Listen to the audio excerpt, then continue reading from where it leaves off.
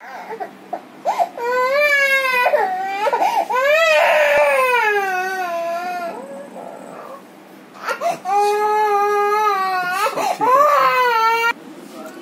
বছরের 1 বছরের বাচ্চা বললেন তো না?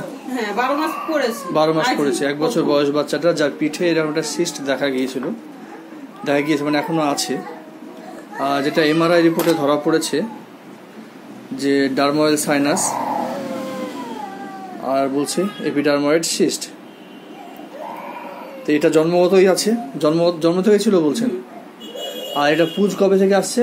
পুজটা এদিকে 2 মাস 3 মাস হবে, এরকম 3 মাস থেকে পুজ আসছে বলছেন বাচ্চাটা।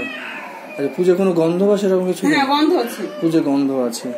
একদম কেমন গন্ধ, কেমন ধরনের গন্ধ? সহ্য হচ্ছে না, একদম পচা পচা গন্ধ আছে। পুজ যেটা আছে সেটা অফেন্সিভ আছে, সময় তো পানির মতো আসছে, কিন্তু আচ্ছা মিক্সড পানির মতো আসছে কখনো কখনো। এই মেন সিমটমস নিয়ে বাচ্চাটাকে নিয়ে আসা হয়েছিল। আদার্স কোনো সিমটমস এর নেই।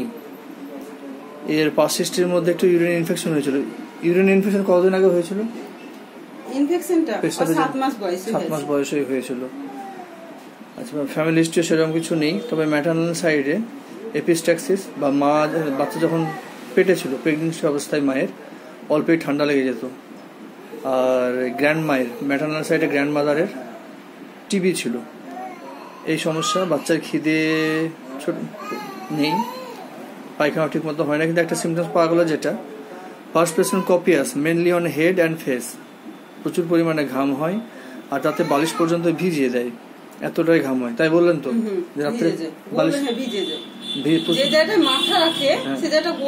প্রচুর পরিমাণে ভিজে যায়। এই ওর সিমটমস। না থাকলে তো ঘুমাবেই না। সেটা এখন নরমাল আবহাওয়ার জন্য ওটা হচ্ছে। এই সিমটমস, আদার্স কোনো সিমটমস নেই। আর বাচ্চা এখন সবসময় কাঁদছে বলছেন। বাচ্চা অতিরিক্ত, জন্মের সময় 3 কিলোর উপরে হয়েছিল ওজনটা। 3 কিলো হয়েছিল পুরোপুরি, ওজন ভালোই ছিল। এর মাইলস্টোন গুলো ডিলে ছিল।